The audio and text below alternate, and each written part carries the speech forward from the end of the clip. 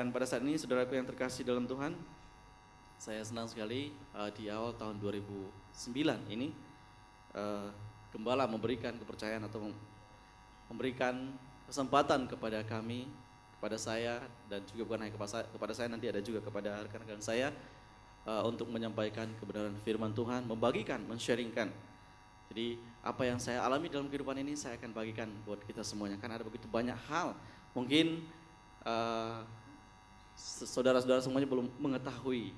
Nah, itu sebabnya pada kesempatan yang indah ini saya akan membagikan sesuatu yang luar biasa dan kita mau sama-sama diberkati, karena ketika saya diberkati, saya juga ingin menjadi berkat.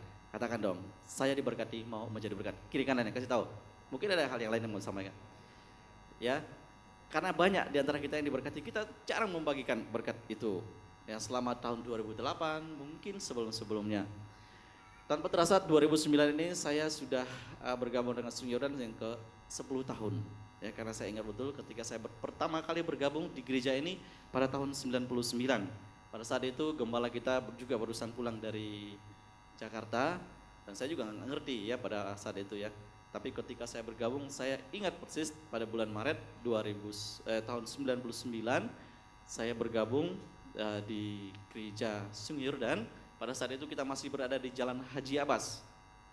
Jalan Haji Abbas yang ibadah waktu itu kira-kira setiap kali pertemuan atau setiap kali ibadah itu ada 2 kali ibadah. Pada saat itu ada ibadah pagi dan ibadah sore juga. Ya sekitar 100 kurang lebih, kadang-kadang paling ramai ya 120, yang sore 60-70-an ya. Dan saya bergabung di sana.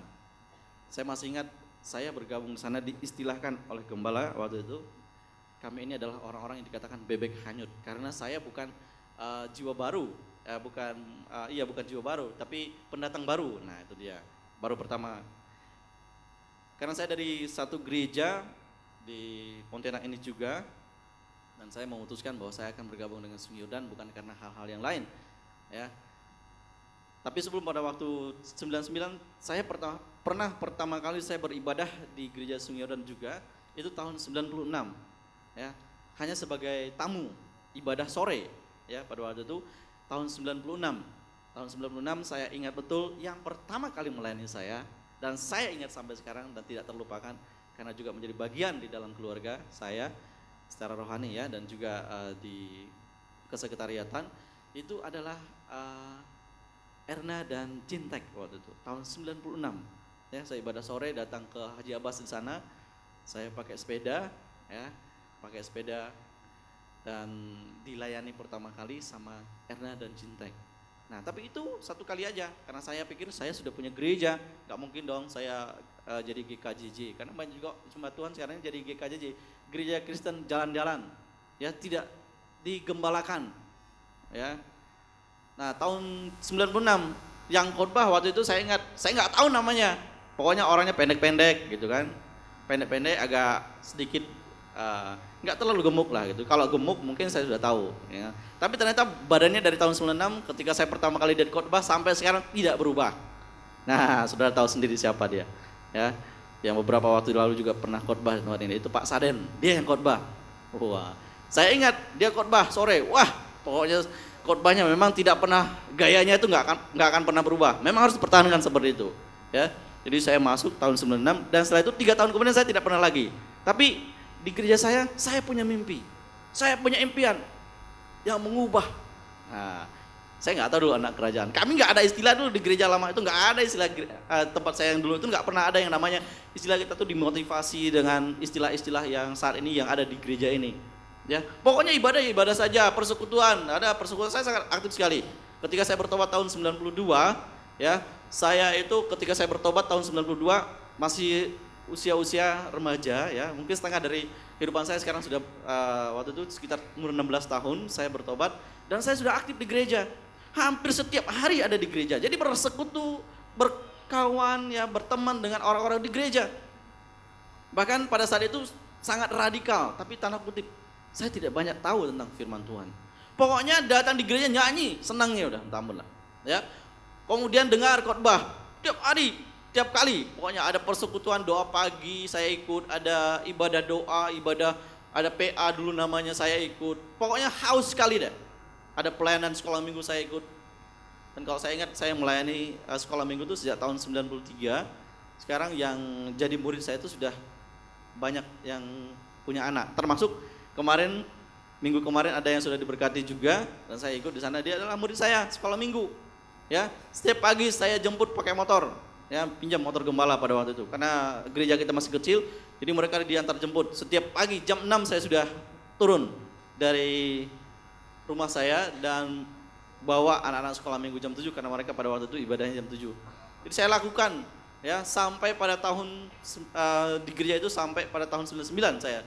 Sampai kita bangun gereja dan akhirnya memang saya lihat kok perkembangannya gitu-gitu aja. Kita ibadah 20 30 datang jiwa baru yang lama keluar. Datang jiwa baru yang lama keluar. Saya pikir mungkin ada sesuatu yang tidak baik. Sementara pada saat itu tahun 98 apa 97 saya sudah punya impian bahwa saya harus berada di tengah gelombang atau di tengah-tengah orang-orang Kristen yang ramai. Saya lihat gereja saya gini-gini aja. Senang waktu itu ikut kalau ada KKR, wah senang lihat ada pembicara-pembicara dari luar. Sementara kita nggak bisa. Setiap kali ibadah minggu kita dengar ada hamba Tuhan yang menyaksikan mujizat. Waktu didoain tidak ada yang terjadi. Ya, saya pelayanan waktu itu bersama-sama dengan Mbak nggak pernah, jarang sekali melihat yang namanya mujizat. Mujizat itu jarang sekali, pokoknya setiap kali ya gitu-gitu aja. Saya ingat betul waktu itu ada yang berbahasa roh sampai dia malu sendiri karena nggak di cover, nggak diajarin yang benar. Orang ini sampai malu sendiri nggak mau ibadah bersama dengan kita. Karena setiap kali dia penyembahan dia berbahasa roh kenceng, tapi tidak diajarin. Nah, jadi saudaraku saya bergabung dengan Sungiran tahun 99 dan pada waktu itu saya ingat betul saya mengambil pelayanan yaitu jadi guru sekolah minggu. Ya, akhir tahun 99 itu saya mulai aktif karena saya mesti beradaptasi dulu. Saya ikut SADR, ikut dekan, ikut HB. Jadi kami itu mengikuti semuanya, tahapan itu mau pelayanan itu semua diikuti, tidak langsung spontan seperti sekarang mungkin ada ya, tapi tidak apa-apa, itu adalah anugerahnya. Nah, masing-masing seperti itu saudara. Dan tanpa terasa ternyata sekarang 2009 sudah 10 tahun bergabung dan saya menjadi full timer di tempat ini sudah kurang lebih 6 tahun ya, masuk 6 tahun ya. Pada saat saya menjadi bergabung di tempat ini saya tidak langsung full timer karena saya juga bekerja dulu ya. Terakhir saya tinggalkan pekerjaan saya ketika saya menjadi seorang guru. Nah, background saya kadang-kadang ditanya oleh kawan-kawan baik itu ya karena saya ini di humas di gereja ini, jadi banyak ketemu dengan hamba-hamba Tuhan, pendeta-pendeta dari lain ya, dari gereja-gereja lain, tanya kamu sekolah Alkitabnya di mana? Saya bilang saya ini nggak ada sekolah Alkitab, saya belajar langsung dari Tuhan. Saya ini karena pengabdian dikasihlah satu yang istilah organisasi itu adalah pendeta muda. Ya, pendeta muda juga saya lihat itu adalah kasih karunia luar biasa. Saya ingat betul ketika saya pulang kampung dulu, ketika saya berada di daerah saya, orang selalu teriakin saya karena saking saya semangatnya itu orang bilang, wah pendeta datang, pendeta datang, pendeta datang. Ya, masih muda, masih SMA waktu itu ya. Mereka bilang, wah pendeta datang, pendeta. Ya akhirnya memang jadi pendeta beneran juga. Ya, makanya luar biasa itu perkataan positif itu harus ditangkap. Nah, harus berhati-hati dengan perkataan kita. Kalau kita memperkatakan perkataan yang negatif itu bisa jadi. Dan orang lain juga kalau itu selalu memperkatakan negatif kepada kita, itu juga bisa terjadi. Ya, jangan sampai ada perkataan-perkataan negatif terjadi, baik itu dalam usaha kita, dalam rumah tangga kita, di gereja juga termasuk. Jadi tidak boleh ada perkataan negatif. Ya, itu seperti karat yang nempel di besi ya, di rantai motor itu. Kalau itu terus banyak karatnya nggak akan bisa membuat rantai motor itu berjalan dengan baik. Ya, jangan sampai ada perkataan negatif. Akhirnya perkataan itu jadi juga. Dan saya sangat bersyukur pada tahun 2005, saya nggak tahu juga, saya nggak pernah bermimpi, nggak pernah mau lah. Pokoknya saya jadi full timer, saya mau melayani Tuhan. Terserah dari gereja, dari gembala yang menentukan. Dari beberapa orang yang diajukan, ya kasih karunia Tuhan, saya juga masuk di situ. Saya dengan Pak Andreas waktu itu masih saya ingat, karena Pak Andreas juga baru bergabung dengan Sungai Yordan. Tapi Pak Andreas sudah punya latar belakang pelayanan yang luar biasa, yang sudah lama. Sementara saya enggak gitu kan.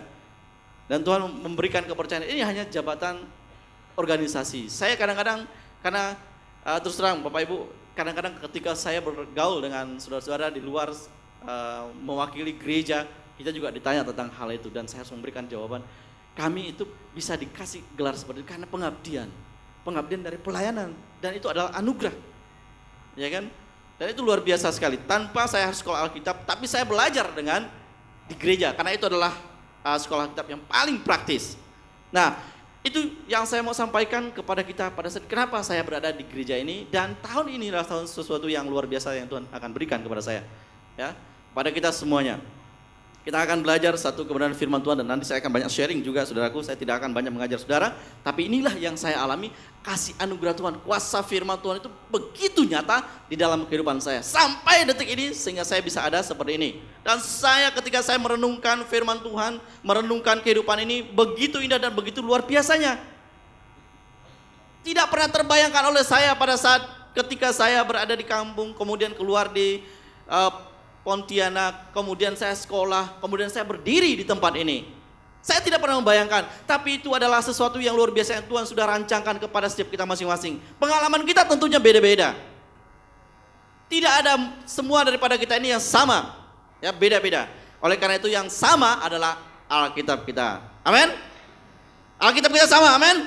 Dari Kejadian sampai Wahyu isinya sama. Meskipun mungkin bahasanya beda. Ada yang pakai bahasa Mandarin, mungkin ada yang pakai bahasa daerah di sini, mungkin karena Alkitab itu sudah diterjemahkan ke dalam versinya yang sangat banyak sekali. Bahasa daerah ada bahasa Jawa, bahasa Batak, bahasa Dayak juga ada, bahasa Melayu, bahasa Toraja. Jadi sudah banyak sekali Alkitab ini diterjemahkan. Dalam bahasa Inggris, dalam bahasa apapun ada. Tapi tetap isinya adalah sama, bulat kata gembala kita. Alkitab saya itu adalah bulat, meskipun ini segi 4 sebenarnya ya. Artinya isinya itu tidak ada hal-hal yang berbeda. Nah, ini yang saya pegang, ini yang sama. Nah, ketika saya membaca firman Tuhan, saya dulu bertobat, saya tidak ngerti, saya nggak dituntun lah pokoknya. Bertobat itu benar-benar karena sendiri. Baca Alkitab itu luar biasa, sendiri juga, tidak ada yang nuntun.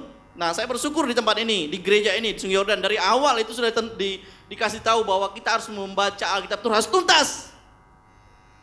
Baca Alkitab itu harus dari Kejadian sampai Wahyu. Ya. Bapak Ibu, adakah di antara kita yang telah menghabiskan membaca Alkitab dari Kejadian sampai Wahyu? Boleh saya tahu ada yang telah menyelesaikannya? Atau ada yang masih jalan? Ada yang sudah menyelesaikan dari kitab Kejadian sampai Wahyu? Ada?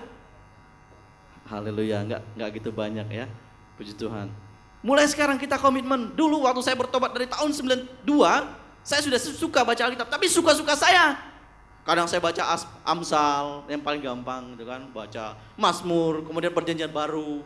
Ya, tapi ketika saya baca Kejadian, masuk di Kejadian, Keluaran, Imamat, Bilangan, udah diulangan, waduh kisahnya kayak gitu lagi, kisah kayak gini, wah bosan.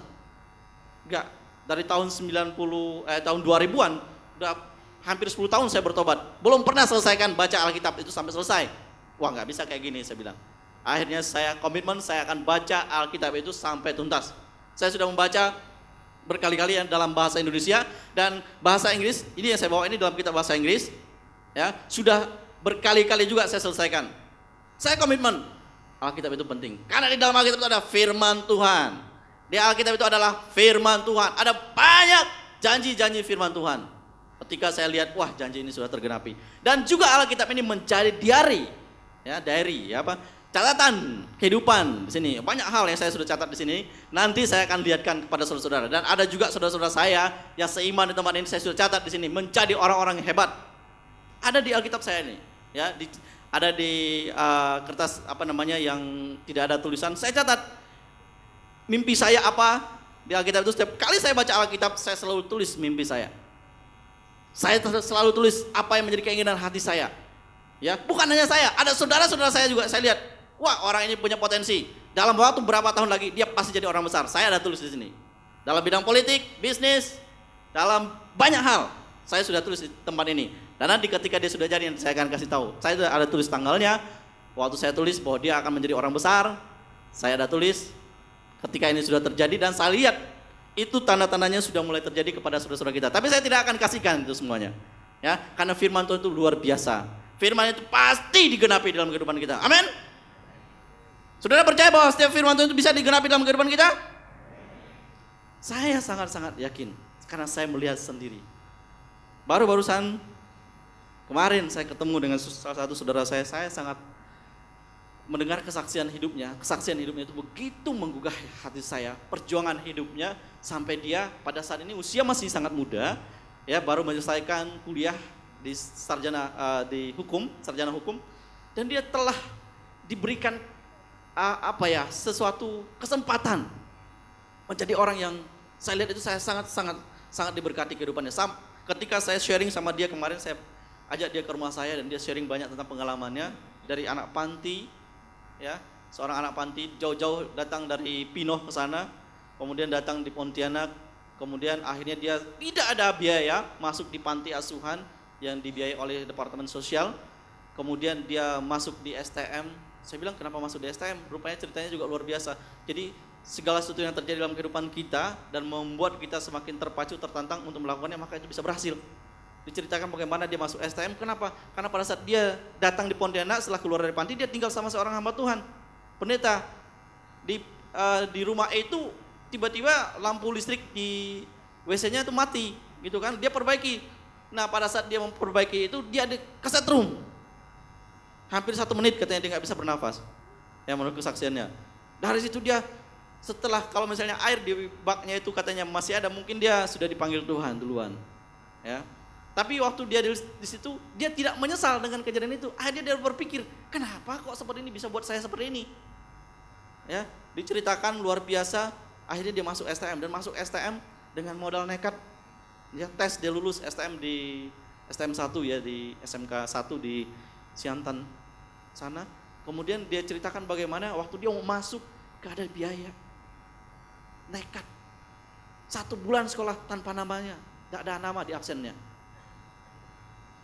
Jadi bayangkan saudara, kita masuk sekolah, setiap hari dia datang. Dan menurut cerita dia hanya bawa 1 buku, karena dia gak ada punya apa-apa. Tinggal sama hamba Tuhan. Dia bilang luar biasa deh. Kalau bisa makan itu udah puji Tuhan. Ya, 1 bulan namanya, waktu orang lain di absen, namanya tidak pernah di absen. Ya, sehingga waktu 1 bulan ditanya sama kepala sekolahnya, kenapa? Ya kamu nyalahi aturan katanya. Kamu memang lulus diterima di tempat ini, tapi kamu nggak bayar uang pendaftaran. Tahun 2003, tahun 2000-an sekitar seperti itu, bayarnya kurang lebih 400-an katanya. Dia nggak punya uang seperti itu, dan saya sangat merasa wah luar biasa sekali. Dan akhirnya memang setiap ada kemauan selalu ada jalan. Nggak tahu bagaimana seorang guru juga yang ada di sana menolong dia dan membayarkan uang pendaftarnya tersebut. Akhirnya dia bisa masuk sekolah. Karena dia sudah merasa berhutang, maka dia katakan saya harus belajar sungguh-sungguh. Semester pertama dia menjadi ranking di tempat itu. Akhirnya dia menjadi siswa yang diperhitungkan bukan hanya di sekolahnya, tapi juga mewakili provinsi, dan juga menurut saya dia mewakili Indonesia satu perlombaan yang diadakan tingkat STM pada waktu itu. Ya, dia bisa membawa harum nama sekolahnya itu dan buat dia sendiri. Karena dia terpacu, dia belajar sungguh-sungguh. Bagaimana dia masuk di Untan dan sampai selesai juga pada saat itu, saya sangat diberkati dengan kesaksian hidupnya. Luar biasa. Saya bilang, perjuangan kamu tuh.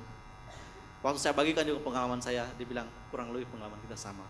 Karena kita berangkat dari nol, berada di Pontianak, dan kita berusaha sampai ada pada saat ini. Menginspirasi saya bahwa memang ketika kita percaya kepada Tuhan, Tuhan sudah memberikan segala rancangan Tuhan dalam kehidupan kita. Itu adalah rancangan yang dahsyat, rancangan yang luar biasa. Yeremia pasal 29 ayat yang 11, bahwa Tuhan itu memberikan rancangan kepada kita itu bukan rancangan kecelakaan, melainkan damai sejahtera dan memberikan masa depan yang penuh. Ada yang tahu? Tuhan memberikan kepada kita masa depan yang apa? Bukan masa depan yang suram, tidak ada madesu, masa depan suram, tapi masa depan yang penuh pengharapan. anak muda, kita semuanya orang tua. Masa depan kita dalam Tuhan itu luar biasa. Ketika kita bertobat, ketika kita percaya kepada Tuhan, janji Tuhan, firman Tuhan itu digenapi. Ini juga yang membuat saya semakin kuat. Kemudian satu lagi, bahwa Tuhan mau mengangkat kita menjadi kepala, bukan menjadi ekor. Firman Tuhan selalu mengiang-iang dalam kehidupan. Itu sebabnya kuasa firman Tuhan itu luar biasa di dalam kehidupan saya. Katakan dong, kuasa firman Tuhan itu luar biasa. Kiri kanannya, katakan. Kuasa firman Tuhan itu luar biasa. Haleluya. Saya juga sangat diberkati dengan kesaksian orang ini. Dan saya akan membagikan beberapa kuasa firman Tuhan itu dan kesaksian saya juga nanti. Karena saya tidak akan banyak mengajar saudara, kita sudah banyak diajar karena gembala kita itu ternyata setelah dia teliti katanya, kemarin dia sharing sama kita waktu dulu namanya ada kita ikut excellent servant ya, ada namanya 3 warna pelayanan itu ya, salah satunya adalah diuji, ternyata gembala kita punya karunia salah satunya adalah pengajaran. Nah, luar biasa. Jadi pengajaran gembala kita sudah luar biasa, dia sudah menerbitkan banyak buku ya, dan saya harap itu menjadi berkat bagi gereja ini dan juga bagi banyak orang. Kita akan tema firman Tuhan saat ini yang saya sampaikan adalah kuasa firman Tuhan. Yang kita ambil dalam kuasa firman Tuhan itu yang pertama adalah melepaskan dari keterikatan. Nah, ini keterikatan, saya akan saksikan nanti saudara. Kuasa firman Tuhan itu adalah melepaskan dari keterikatan. Katakan kiri kanannya, kuasa firman Tuhan itu melepaskan dari keterikatan. Keterikatan dari apa saudara? Ada yang bertanya, terikat dari apa? Terikat kepada yang baik tentu lebih baik ya. Terikat kepada Tuhan itu tentu lebih baik. Kita akan buka dalam Lukas pasal yang ke-8 ayat yang ke-26. Ini yang sering terjadi ketika orang datang di gereja. Dulu waktu di tempat saya mereka datang sama, hampir sama lah gitu ya. Bedanya dikit, mereka tahu dikit lah gitu. Akhirnya ada tahu tempat di situ ada tempat ibadah, kenal sama orang yang pernah khotbah gitu. Tapi tidak mengalami yang namanya kebebasan. Lukas pasal 8 ayat 26 sampai 39. Kita tidak akan baca secara keseluruhan, ya. Di sini kita lihat ketika Tuhan Yesus datang di satu daerah, ada kegemparan terjadi. Apa itu? Saudara, bisa bukakan? Nah, jadi kita tidak akan baca secara keseluruhan. Saya berharap kita semua terlibat untuk membaca firman Tuhan karena firman itu punya kuasa. Alkitab katakan dalam Roma 10 ayat ke-17,